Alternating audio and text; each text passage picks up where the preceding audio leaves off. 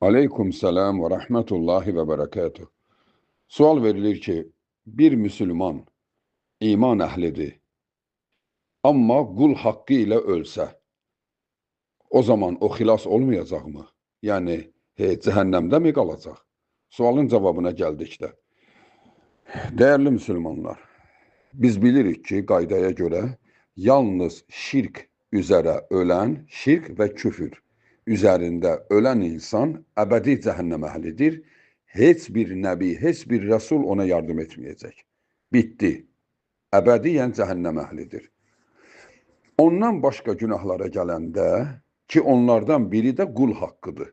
Qul haqqı nədir? Ola bilər birinin haqqını yemisən, ya birini döymüsən, ya birinin ünvanına söz demisən ki, zülm eləmisən, günah eləmisən, səhv eləmisən, amma bunun üzərində ölmüsən.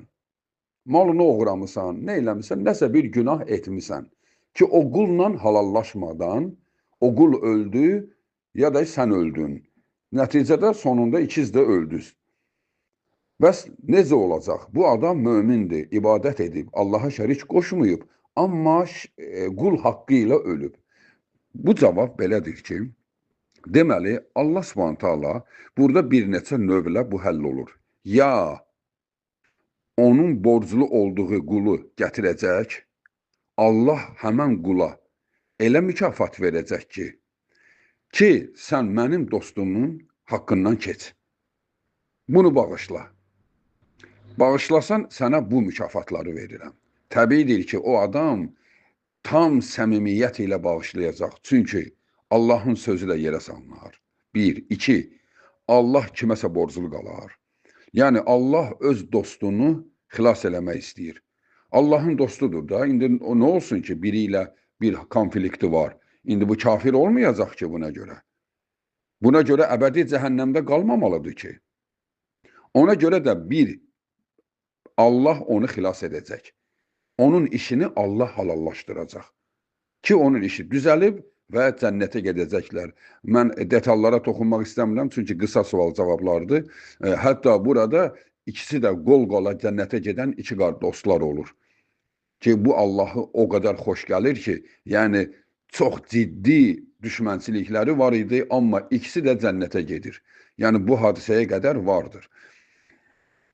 Digər növü, yəni birinci bu yolu var. İkinci yolu budur ki, tutaq ki, bir qul dedi ki, mən heç cür halal etmirəm ona. Bəli, halal etməsin. O qul elədiyi cinayət qədər cəhənnəmdə yanacaq.